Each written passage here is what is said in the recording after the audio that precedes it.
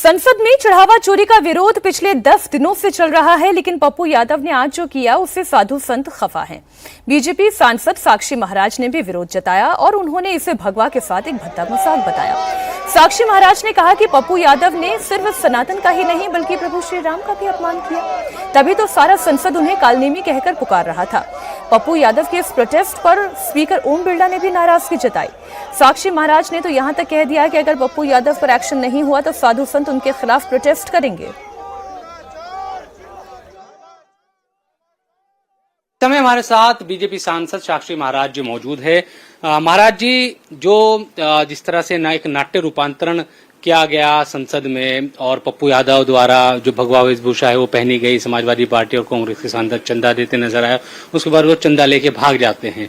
ये पूरी स्थिति है, इसको आप कैसे देखते हैं?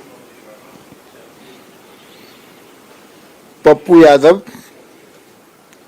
एक मुखौटा है और ये बहुत बड़ा अपराध किया है। संतों का अपमान किया है, भगवा का अपमान किया है, रामलला का अपमान किया है, सनातन का अपमान किया है। इसके पीछे राहुल गांधी, प्रियंका, धर्मेंद्र यादव, अखिलेश यादव और समूचा विपक्ष,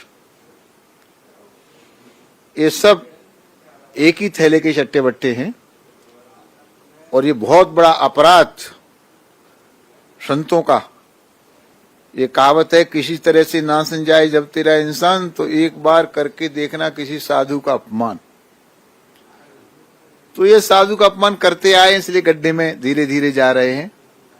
अब ये लास्ट साधु का अपमान करके 27 का चुनाव जीतना चाहते हैं। जमानतें बचाना मुश्किल हो जाएगा। योगी जी हैं, 27 में भारी बहुमत से भारतीय जनता पार्टी सरकार बनेगी। मुझे लगता है अब की बार 300 पार। तो ये जो कालनेमी बन के पप्पू गया, कालनेमी बन के गया। मैंने नहीं, सारे पार्लियामेंट ने कहा कालनेमी आया, कालनेमी आया, कालनेमी आ गया।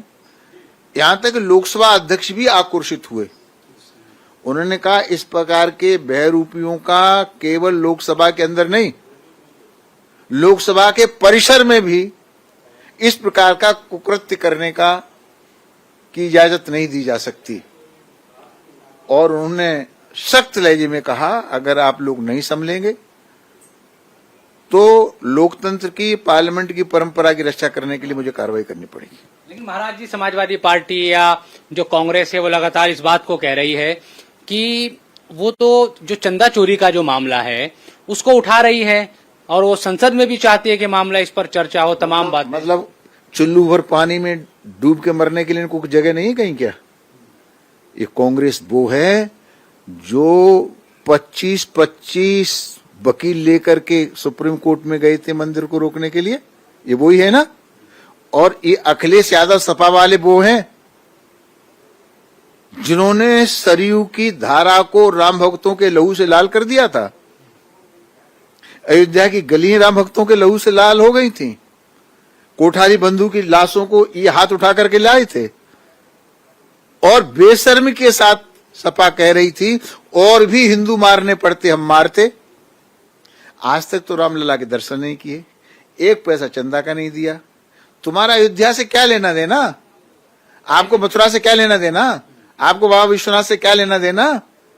आप तो तुष्टिकरण वाले लोग हो ना। आप तो गोल टोपी लगाओ और गोल टोपी लगा के रोजा रखो। आपसे, राम से, कृष्ण से, विश्वनाथ से तुम्हारा क्या रिश्ता है? कुछ तो लेना देना है नहीं। तो ये जो घड़ियाली आंसू, ये जो नाटक वोटों के लिए किया जा रहा है, जनता है, सब जानती है।